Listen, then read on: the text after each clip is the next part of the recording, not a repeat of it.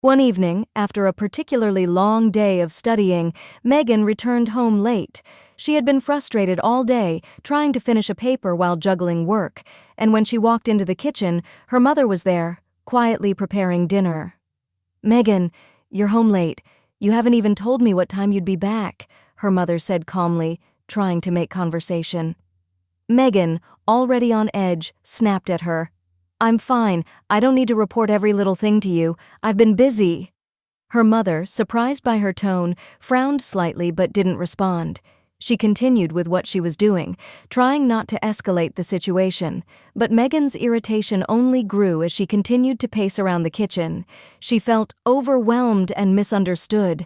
The pressure of school, work, and everything in between had started to weigh on her, and her anger had found a way to take over.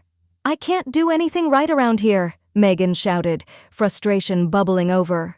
Her mother, calm but stern, walked to the hallway and returned with the wooden paddle, the same paddle that had been used for serious discipline in their family. "This is a lesson you need to learn, and it's time to face the consequences." "Bend over the back of the couch, Megan," she said simply. Megan hesitated for a moment, but she knew better than to argue.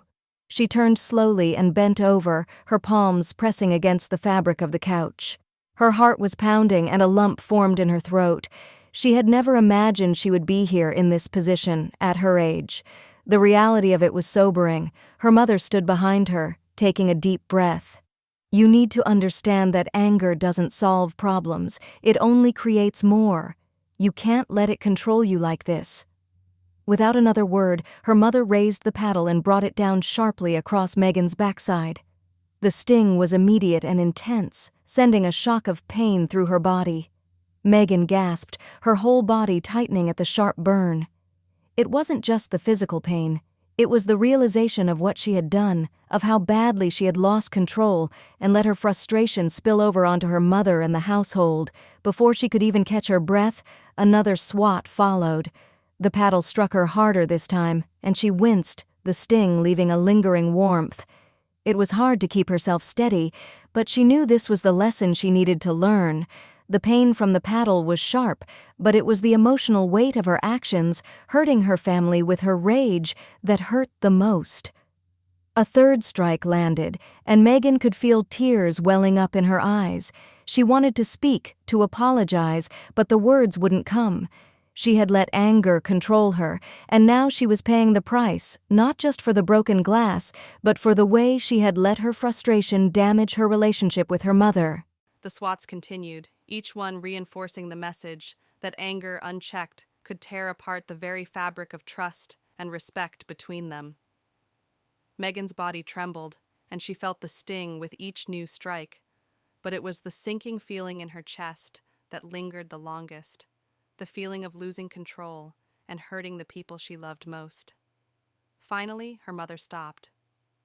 The room was silent except for Megan's shaky breath. Her mother gently set the paddle down, and Megan slowly stood up, her legs unsteady beneath her. She felt the heat in her backside, but more than the physical pain, she felt the weight of the lesson. Her mother's gaze was firm but compassionate. "I love you, Megan," her mother said quietly. "But you need to learn to control your anger before it controls you. It's a powerful emotion, but it can destroy more than you think if you don't manage it." Megan nodded, her face flushed with tears and shame. She didn't say anything at first. What could she say? The words, "I'm sorry," didn't seem enough for what she had done, for how she had allowed her anger to take over. But she knew one thing for sure. This punishment, this pain, would be a reminder every time she felt her temper rising. Anger, if left unchecked, could break not just things, but relationships as well. Her mother stepped forward and placed a hand on her shoulder. "Now, let's clean up that mess together. We'll talk about it more later, but I want you to remember this.